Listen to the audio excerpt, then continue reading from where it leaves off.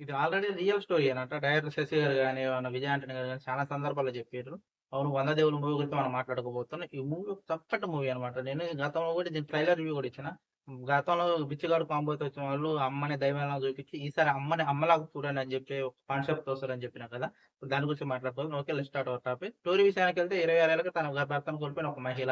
అప్పటికే తనకి ఇద్దరు పిల్లలనమాట. వాళ్ళని చదివించి పెద్ద చేయాలనేది తన డ్రీమ్ అనమాట. ఈ ప్రాసెస్‌లో పిల్లల్ని పెద్ద చేస్తది. అంటే తనకెవ్వరు సాయం చేయరనమాట. తన మదర్స్ గాని, తన అత్తమామలు గాని ఇలా వాళ్ళు చూపించడం కూడా కన్విన్స్ మొత్తం చూపిస్తారు. అంటే ఎవరు తప్పు లేనట్టు చూపిస్తుంటారు.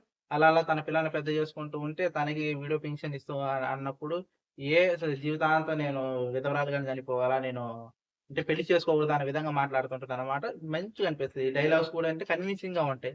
అలాగలా తన పెద్ద కొడుకు కొంచెం పెద్దయినప్పుడు, తనగా పెద్దయినప్పుడు వేరే ఒక పంతులొచ్చి తనని పెళ్లి చేసుకుంటావని అడిగినప్పుడు, నా కొడుకు నువ్వు ఒప్పుకుంటే నేను చేసుకుంటా అనే విధంగా మాట్లాడితే, తన కొడుకుని అడిగితే అప్పటికి అంటే తను టీనేజ్‌లో ఉంటాడనమాట. తల్లిని అర్థం చేసుకోలేని ఒక కొడుకుగా ఉండి, తర్వాత లాస్ట్‌కి తన తన అమ్మ పడుతున్న బాధని ఎలా అర్థం చేసుకుందో, అసలు లాస్ట్‌కి కథ ఏమైందన్నది ఈ స్టోరీ అనమాట.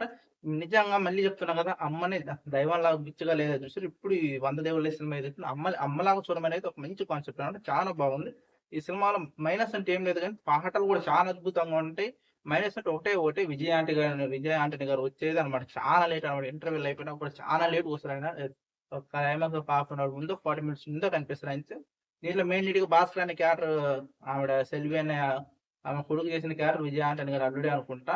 అల్లుడే అండ్ తన చిన్న కొడుకు పేరు భాస్కర్. ఇవన్నీ రియల్ నేమ్స్ అనమాట. సినిమా క్లైమాక్స్‌లో కూడా వాళ్ళ పేర్లేసారనమాట. సెల్వి అని చెప్పి, ఏడుమలై అని చెప్పి ఒకడు పెద్దోడేమో భాస్కర్, చిన్నోడేమో వివేక్ అనమాట.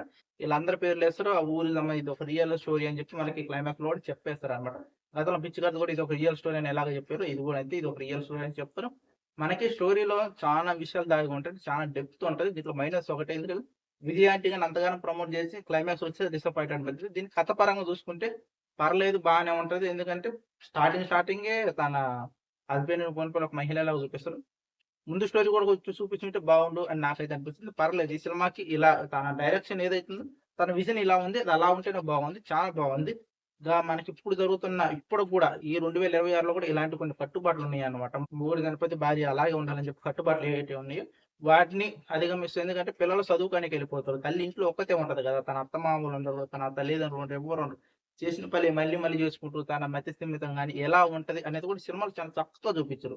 నిజంగా చెప్తున్నా. ఎక్కడ స్పాయిలర్ కాకుండా చెప్తున్నా కదా! ఈ సినిమాని చాలా బావుంటది. ఎందుకంటే మీకు చెప్తే స్పాయిలర్ అయిద్దనమాట. కొన్ని విషయాలు చాలా బావుంటది. ఇట్లో మైనస్ ఒకటే విజయాంటి గారి గెస్ట్ అపియరెన్స్ లాగే వస్తదనమాట. అదొకటే మైనస్.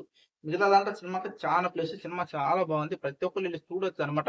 అంటే ఆడవాళ్ళు పడుతున్న బాధ ఏంటిది అంటారు కదా! మొగుడు చనిపోగానే ఇప్పుడు తన ఇంట్లో వాళ్ళు భయపడి, తన మొగుడికి భయపడి, ఇప్పుడు సమాజానికి భయపడుతూ బతకాలా మేము అని చెప్పే డైలాగ్ కూడా చాలా ట్రైలర్‌లో కూడా ఈ డైలాగ్ ఉంది. నేను కూడా ఈ డైలాగ్ గురించి మీకు చాలా సార్లు చెప్పినాననమాట. చాలా చక్కటి డైలాగ్. ఈ డైలాగ్ డెప్తే మన సినిమా ఏంటో చూపిస్తది మనకని చెప్పిన. కాతే ఓవరాల్‌గా నేను చెప్తున్నాను. 'వంద దేవుళ్ళు' మూవీ ఏసిందో నాకైతే నచ్చిందబ్బా! చాలా బాగుంది సినిమా.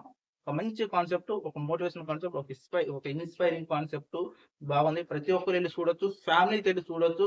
అంటే ఆ మదర్ పడుతున్న తపన సెల్వి అనే క్యారెక్టర్ ఏదైతుందో రియల్ లైఫ్‌లో గాకుండా మామూలుగా రియల్ లైఫ్‌లో మాట్లాడుకుంటే రియల్ లైఫ్‌లో కూడా ఆమె పేరు సెల్వి. పేర్లు ఎక్కడ మార్చలేదు. మనకు క్లైమాక్స్‌లో వాళ్ళ పేర్లు కూడా ఏసారనమాట. ఆ సెల్వి క్యారెక్టర్ ఏదైతే బాధపడుతుందో దాన్ని చాలా చక్కగా చూపిచ్చిర్రు.